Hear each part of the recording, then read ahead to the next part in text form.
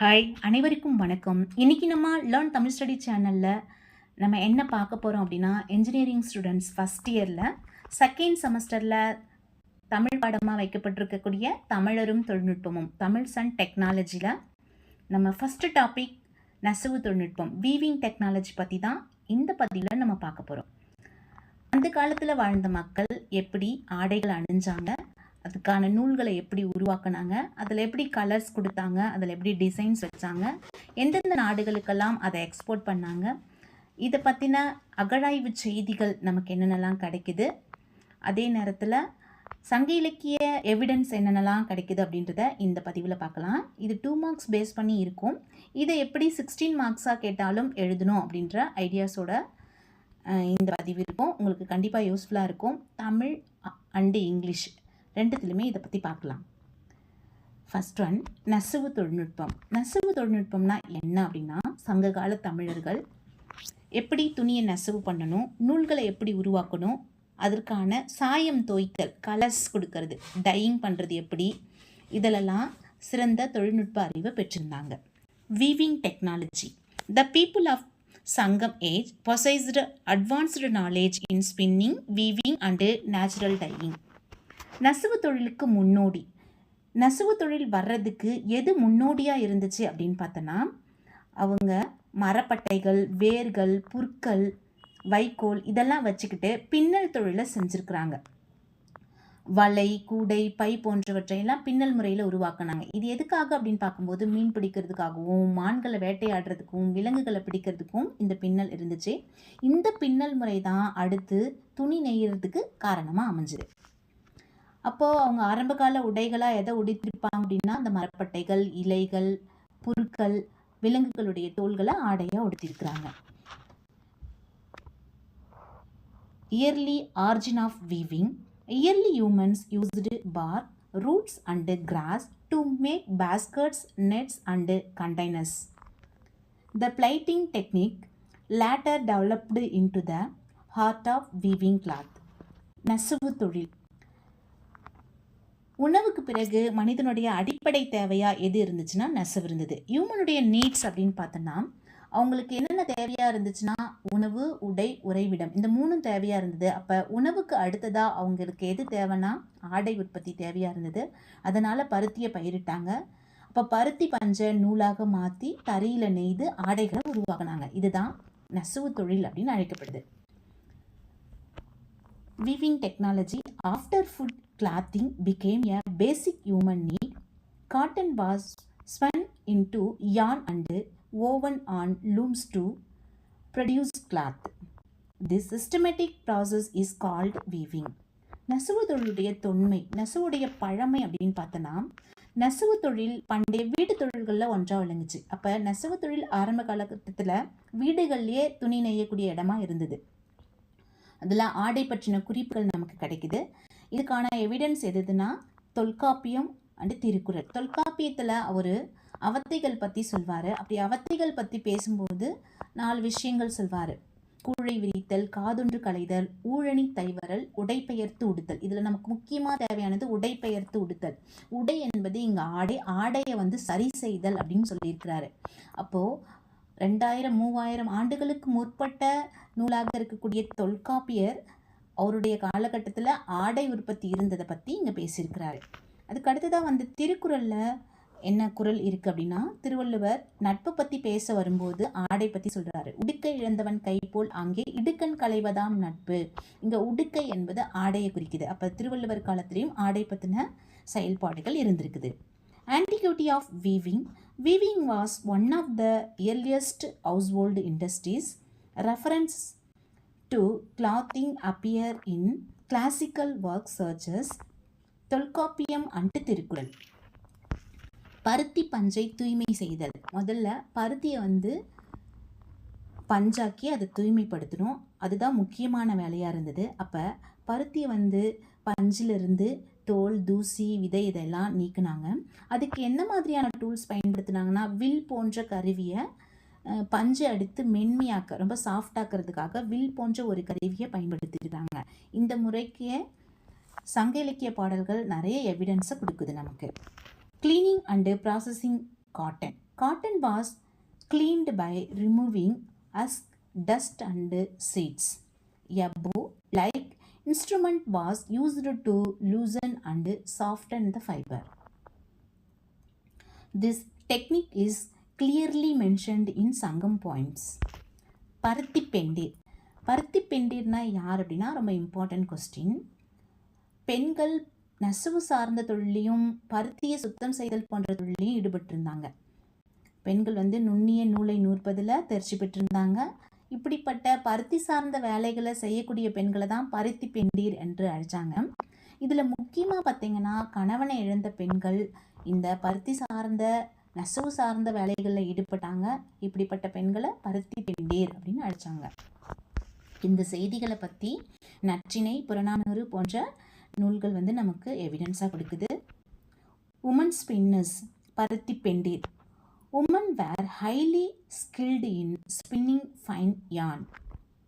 They were known as பருத்தி பெண்டீர், cotton women. This practice are recorded in Natrinai and Purananuru. கைத்தறி நெசவு, hand looming. பாவு நூல்கள் தறியில் நெய்யப்பட்டு அது ஆடையாக மாற்றப்பட்டுச்சு. அதன் பிறகு வண்ணம், வடிவம், நுண்ணிய வேலைப்பாடுகள் இதெல்லாம் ஆடையில் கொடுத்தாங்க. சில நேரங்களில் ஆடை நெஞ்ச பிறகு வண்ணம் துவைக்கிறதும் உண்டு. சில நேரங்களில் நூல்களை கலராக்கி பல வண்ணங்களை ஆடையில் உருவாக்கியிருக்கிறாங்க. இதை பற்றின செய்திகளை அகநானூறு, புறநானூறு பாடல்கள் நமக்கு சான்றுகளாக தருது. Handloom weaving. Warp and weft threads were woven on handloom to produce cloth. Fine patterns and decorative designs were common. Thus are described in Akananuru and Purananuru. நெய்த ஆடைகளுக்கு சாயம் தோய்த்தல். ஆடைகளுக்கு எப்படி வண்ணங்களை கொண்டு வந்தாங்கன்னா அவுரி செடியிலிருந்து தான் நீல சாயம் தயாரிக்கப்பட்டுச்சு. இது காற்றோட வினை புரிந்து நீல நிறமாக மாறும். இதுவே இன்னொரு மஞ்சள் நிறமாகவும் மாறும். இந்த மாதிரியான அறிவியல் உண்மைகளை தமிழர்கள் தெரிஞ்சு வச்சுருந்தாங்க. அவுரின்றது நீல நிறமாக இருக்கும். அது காற்றோட வினை புரியும் போது இன்னொரு நிறமான மஞ்சள் நிறமாகவும் மாறும். இந்த மாதிரி சிவப்பு, மஞ்சள், நீலம், கருப்பு போன்ற பல நிறங்களையும் உருவாக்குனாங்க. இதற்காக பார்த்தீங்கன்னா குங்குமப்பூ, கொன்றை மலர்கள், இயற்கையாக கிடைக்கக்கூடிய மலர்கள்லேருந்து கலசை உருவாக்குனாங்க. Natural dyeing of fabrics. Indigo dye was obtained from the Auri plant. Tamil people understood the scientific process by which color develops thought exposure to hair. Red, yellow, blue and black dyes were widely used. இலக்கிய சான்றுகள். என்னென்ன literary எவிடன்ஸ்னால் சிவப்பு மற்றும் நீல நிற ஆடைகளை பற்றிய குறிப்புகள். அவங்க அதிகமாக சிவப்பு, நீலம் போன்ற ஆடைகளை பயன்படுத்தியிருக்கிறாங்க. இதை பற்றி மதுரை காஞ்சி, திருமுருகாற்றுப்படை, முல்லைக்களி போன்ற நூல்கள் நமக்கு சொல்லுது. Literary evidence for dyed clothes. Descriptions of red and blue coloured garments occur in Madurai Kanchi, Thirumurugatruppadai and Mullaikkali. நெசவு குறித்த அறிவியல் அறிவு அப்படின்னா சங்க காலத்தில் நெசவு பற்றியும் நூல் நூக்கிறது பற்றியும் சாயம் தைத்தல் பற்றியும் அவங்க தெரிஞ்சிருந்தாங்க. இதையெல்லாம் அறிவியல் அடிப்படையிலே ஆராய்ந்து அதில் முன்னேற்றம் கண்டவங்களாக இருந்தாங்க.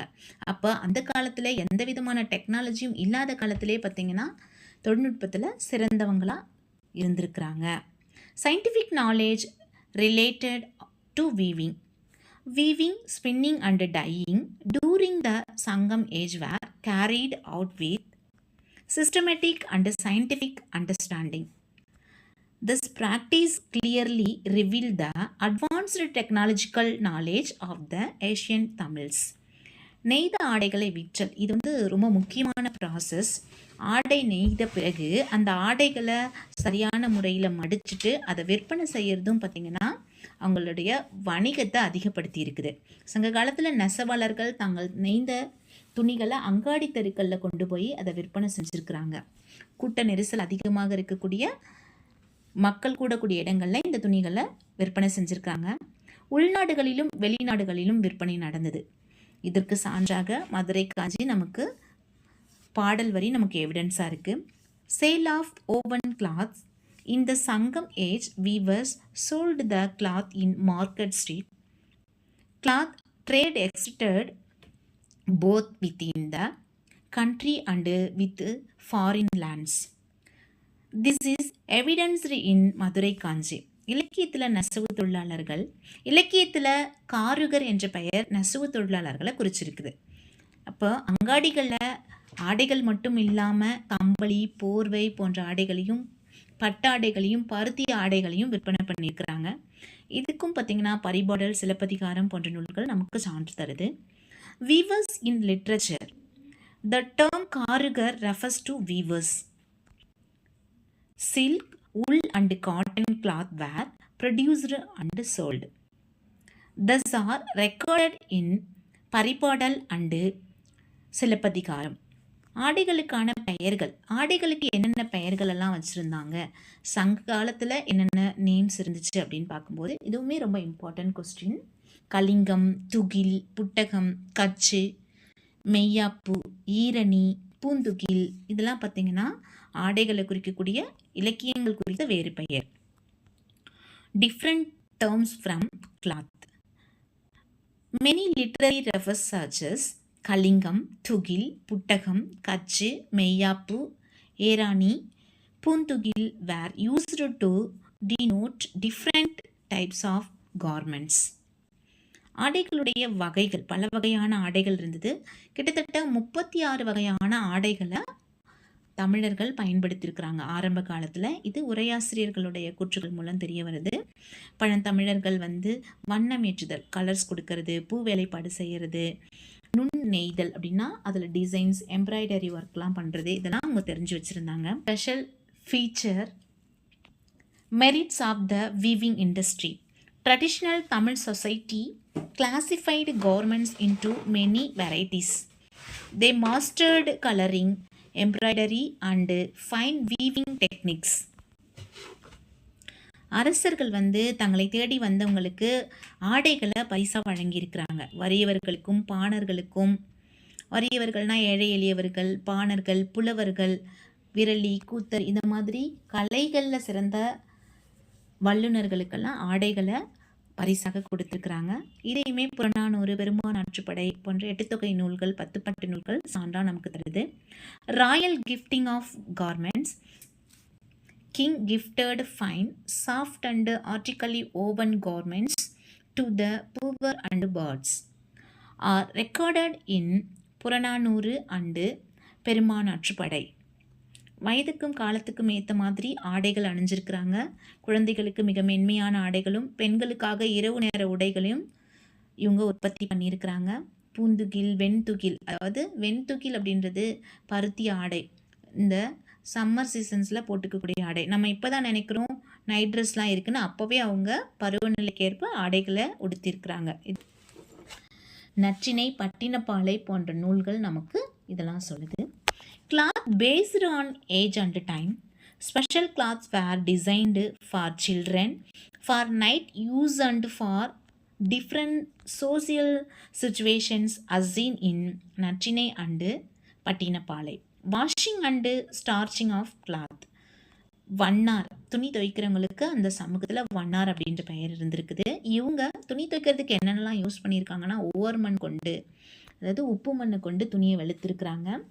இதெல்லாம் எங்கே நடந்ததுன்னா ஆற்றுத்துறைகள், அப்போ நீரோட்டம் இருக்கக்கூடிய ஆற்றின் பக்கத்தில் இதையெல்லாம் செஞ்சுருக்காங்க. கஞ்சி போடுறது, வெந்நீர் ஆடைகளுக்கு கஞ்சி போட்டு அதை கொடுத்துருக்குறாங்க. இதெல்லாம் அகநானூறு, குறுந்தொகை, நற்றிணை போன்ற நூல்கள் நமக்கு சான்று தருது. Washerman. Washerman cleaned cloth using saline soil, washed them at river gourds and applied starch to make them stiff and bright. தைக்கும் தொழில், நெய்த ஆடைகளில் அதுக்கப்புறமா டிசைன்ஸ், சட்டை, கச்சம், புட்டம் போன்றவை தைத்து எம்ப்ராய்டரி, பூ வேலைப்பாடுகள் எல்லாம் செய்திருக்கிறாங்க. இதுலேயும் வல்லுநர்களாக இருந்திருக்கிறாங்க. Tailoring and stitching. Stitched garments such as jackets and weights garments were in use, showing that tailoring was a specialized profession. மெத்தை தலையணைகளை உருவாக்குறது, அந்த காலத்தில் உயர்குடியினர் வந்து பார்த்திங்கன்னா இந்த மெத்தைகளையும் தலையணைகளையும் பயன்படுத்தியிருக்கிறாங்க. இதை பற்றி நெடுநல் வாடை நமக்கு சொல்ல வருது. Mattress and pillows. Mattress and pillows were prepared and used by the elite as mentioned in நெடுநல் வாடை. அகழாய்வு செய்திகள் அப்படின்னு பார்க்கும்போது அகழாய்வுகள் மூலமாக தான் தமிழர்கள் எப்படியெல்லாம் ஆடைகளை உற்பத்தி பண்ணியிருக்காங்க, அதை அணிஞ்சிருக்கிறாங்க, அவங்க எவ்வளவு காலத்துக்கு முன்னாடி இந்த தொழிலெலாம் செஞ்சாங்க அப்படின்றது நமக்கு தெரிய வருது. அப்போது ஆடை தொழில்நுட்பம் சங்க காலத்துக்கு முன்னாடியே பண்டைய காலத்தில் இருந்தது அப்படின்ற செய்திகள் நமக்கு கிடைக்குது. Weaving archaeological evidence. Archaeological remains of the Indus Valley show that weaving is a very ancient technology. ஆதிச்சநல்லூரில் நிறைய சான்றுகள் நமக்கு இவங்க நெசவு தொழில் செய்தாங்கன்றதை பொறுத்து கிடைக்க வருது. பழைய பஞ்சாடை துணிகள், விவசாய சான்றுகள் எல்லாம் இந்த அகழாய்வில் கிடைக்க வருது. அதனால் இவங்க நெசவையும் விவசாயத்தையும் ஒன்றாவே இணைச்சு செஞ்சுருக்கிறாங்கன்ற செய்திகள் நமக்கு கிடைக்குது. இதெல்லாம் எந்த பக்கம் செஞ்சுருக்காங்கன்னா தாமிரபரணி ஆற்றின் ஓரமாக செஞ்சுருக்கிறாங்க. Evidence from Adichanallur. Finds from Adichanallur reveal cotton cloth remains and agricultural tools proving that weaving and farming coexisted. Arikamedu சாய தொட்டிகள் எல்லாம் கண்டுபிடிச்சிருக்கிறாங்க. அப்போ சாய தொட்டிகள் மூலமாக இந்த இடத்துல நெசவு தொழில்நுட்பம் நடந்தது அப்படின்ற செய்திகள் நமக்கு தெரிய வருது. Arikamedu dyeing installation. Dyeing vats and spinning tools found at Arikamedu indicate organized textile productions and dyeing. அகழாய்வாளர் மார்டிமர் வீலர் அப்படின்றவர் தான் அரிக்கமேட்டில் அவருடைய தலைமையில் இங்கே அகழாய்வு பண்ணி சாய தொட்டிகளை கண்டுபிடிச்சிருக்கிறாங்க. அப்போ excavations by Wheeler, Mortimer Wheeler. Excavation at Arikamedu under Mortimer Wheeler revealed large dyeing tanks near the settlement area.